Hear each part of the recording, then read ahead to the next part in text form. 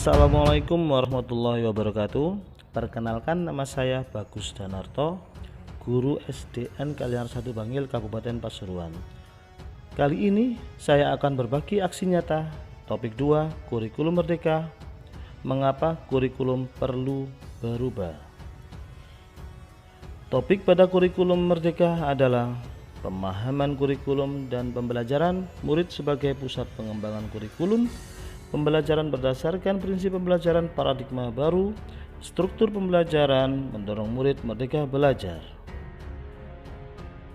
Topik pada kurikulum merdeka ada 2 modul. Modul yang satu yaitu kurikulum dan modul yang kedua yaitu kurikulum merdeka.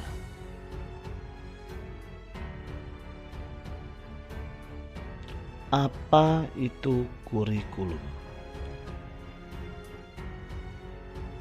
Kurikulum dapat dimaknai sebagai awal sampai titik akhir pengalaman belajar murid. Kurikulum merupakan pedoman penyelenggaraan kegiatan pembelajaran untuk mencapai tujuan pendidikan tertinggi. Ralph Tyler dalam bukunya Basic Principles of Curriculum and Instruction mengemukakan 4 komponen dalam kurikulum: tujuan, konten, metode atau cara, dan evaluasi. Klasifikasi kurikulum ada 3, yaitu 1. Tujuan pembelajaran atau konten, 2. Panduan pedagogi, dan 3. Panduan asesmen. Kemerdekaan murid dalam belajar adalah jantung pengembang kurikulum. Sedangkan fungsi kurikulum bagi guru adalah untuk memandu dalam proses belajar murid. Berikut ini optimalisasi peran dan fungsi kurikulum, yaitu 1. Mewariskan nilai dan budaya masyarakat yang relevan dengan masa kini.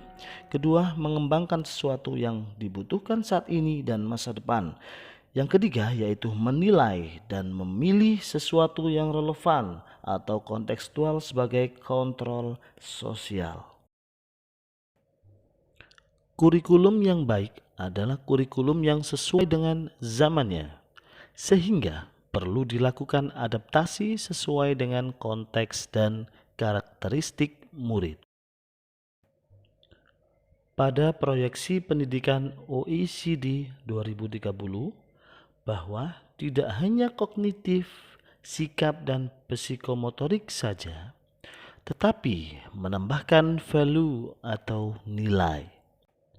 Jadi, bukan banyaknya materi atau konten, tetapi konten atau materi esensial dalam pembelajaran yang dilaksanakan secara maksimal. Contohnya pada siklus pembelajaran inquiry yang menekankan pada rasa ingin tahu sebagai dorongan belajar. Selain itu, transformasi pembelajaran murid berfokus pada pengembangan karakter berdasarkan nilai-nilai Pancasila untuk mewujudkan profil pelajar Pancasila melalui pembelajaran berbasis proyek. Isu kekinian seperti perubahan iklim global, teknologi digital, industri multinasional menuntut satuan pendidikan menyiapkan kurikulum yang membantu murid menghadapi dunia yang penuh tantangan. Menurut Ki Hajar Dewantara, maksud pendidikan adalah menuntun segala kodrat yang ada pada anak-anak agar mereka dapat mencapai keselamatan dan kebahagiaan yang setinggi-tingginya baik sebagai manusia maupun anggota masyarakat. It takes a village to raise a child. Butuh seluruh desa untuk membesarkan seorang anak. Kalimat tersebut menyiratkan perlunya peran orang tua, masyarakat, dan sekolahan dalam mewujudkan kurikulum yang berpihak pada murid sebagai 3 pilar pendidikan. Konteks satuan pendidikan yang beragam membuat banyak hal tidak mudah diimplementasikan di dalam kelas, sehingga kurikulum yang ditetapkan secara nasional perlu diadaptasi di tingkat satuan pendidikan. Letak geografis, perbedaan lingkungan dan ekosistem sekolah, faktor budaya dan sosiologi, serta perbedaan murid menjadi alasan mengapa kurikulum dari pemerintah harus melalui adaptasi terlebih dahulu dan disesuaikan dengan kebutuhan murid-murid di sekolah. Hal ini bisa diterjemahkan dengan KOSP atau Kurikulum Operasional Satuan Pendidikan. Kerangka dasar kurikulum yaitu tujuan pendidikan nasional, profil pelajar Pancasila, struktur kurikulum, prinsip pembelajaran dan asesmen, dan capaian pembelajaran.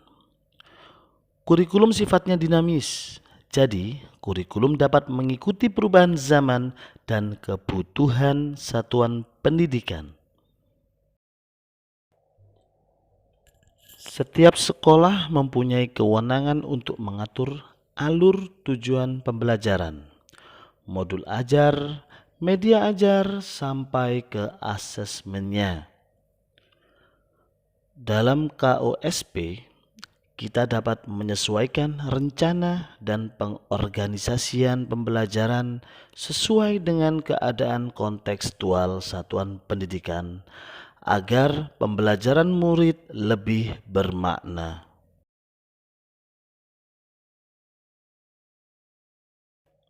Komponen operasional satuan pendidikan yaitu 1. Karakteristik satuan pendidikan.